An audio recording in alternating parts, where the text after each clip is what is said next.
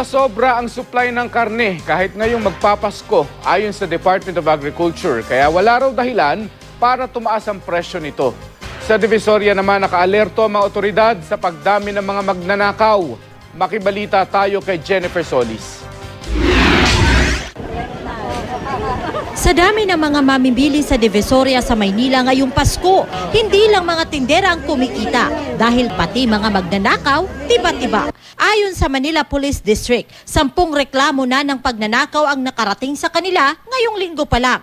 Kasama na raw dito ang pandurukot, paglaslas ng bag at pananalisi. 6 daw sa mga ito ay nangyari sa loob ng mall gaya ng 168, 999 at Lucky Chinatown Mall sa Maynila. Iba pa raw ang mga insidenteng ito sa mahigit 20 insidente ng nakawan sa unang 2 linggo ng Disyembre.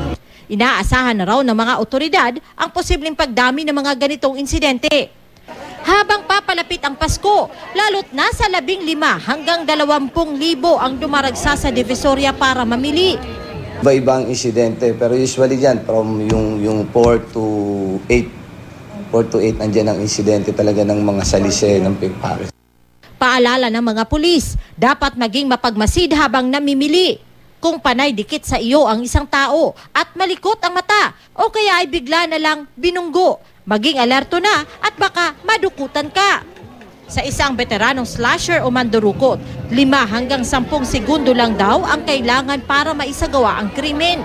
Payo ng mga otoridad, iwasang magsuot ng mga magarbong damit at alahas para hindi maging mainit sa mata ng mga magnanakaw. Higit sa lahat, dapat laging alerto. Sa mga magdadala naman ng sasakyan, siguruhing magpapark sa mga ligtas na lugar. Huwag ding mag-iiwan ng mahalagang gamit sa loob ng sasakyan. Pero kung maaari, mas mainam kung magko-commute na lang, lalo't mabigat din ang daloy ng trapikong sasalubong sa mga mamimili. Kailangan ingatan nila yung mga daladala nila at saka kung may mga mamahalin silang mga gadgets or may malalaki silang pera, be sure na kailangan itago nila o kaya kung may gadgets man sila na talagang mahalaga, iwan na nila.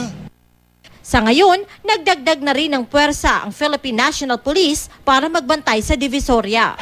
Ang mga opisyal naman ng Department of Agriculture at Department of Trade and Industry lagay ng palengke ang tinutukan para matiyak na sumusunod ang mga negosyante sa suggested retail price. Ayon sa DA, sobra-sobra ang supply ng manok at baboy ngayong Pasko, kaya wala raw dahilan para tumaas ang presyo nito.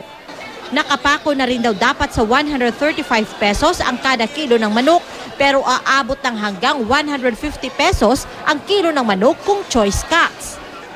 Ang kilo naman ng baboy hindi hihigit sa 185 pesos. Kung may mabibiling manok at baboy na mahigit sa SRP, handa raw ang DA na magsampa ng reklamo laban sa mga mananamantala. Sapat din ang supply ng Noche Buena items. Jennifer Solis, Nagbabalita, Pilipinas.